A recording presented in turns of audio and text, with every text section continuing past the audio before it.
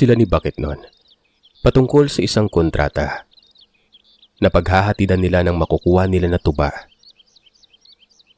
Sabi ni Bakit, "Sige tay, agahan ko na lang. 3:00 ang punta natin sa pangunguhan ng tuba, diba? Kaya siguro mas aagahan ko na lang para matapos tayo na maaga." Pero iba ang tugon ni Tatay Renato sa kanya na may halong pag-aalala. "Hindi, eksaktong 3:00 ka pumunta para magkasabay tayong pumasok." Ang tinugon na lamang ni Bakit sa kanya, "Sige po tay." Nangingiti-ngiti pa sa kadahilan ng alam niya kung bakit nag-aalala si Tatay Renato. Dahil ito ay patungkol sa babae na nakikita sa gabi. Dahil hindi siya naniniwala, nagising siya ng maaga, mag-aalauna ng madaling araw.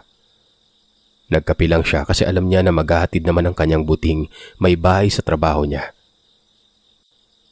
Pero, ay nga, background lang papunta sa kuwaan ng tuba o pinagtatrabahuhan ni Bakit noon. Medyo may kalayuan sa kanyang bahay.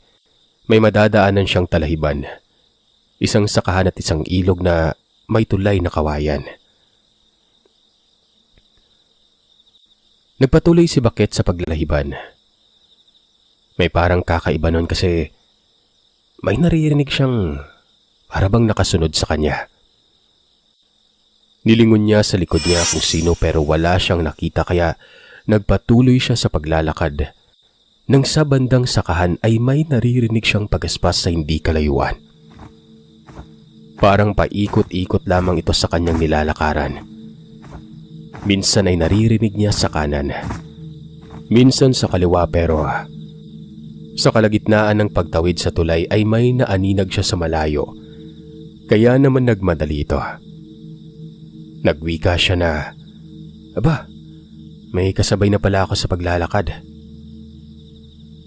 Inaakala niya na isa ito sa mga kasamahan niya o katrabaho niya.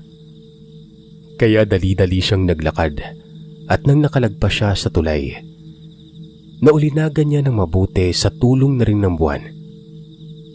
Wangis ito ng isang babae. Mahaba ang buhok pero hindi niya makita ang mukha nito dahil natatabunan ng mahabang buhok. Nagpatuloy siya sa paglalakad ng dahan-dahan pero wala pa rin sa isip niya na yung usap-usapan sa babae. Nang walang ano-ano ay biglang humangin ng malakas papunta sa kanya noon.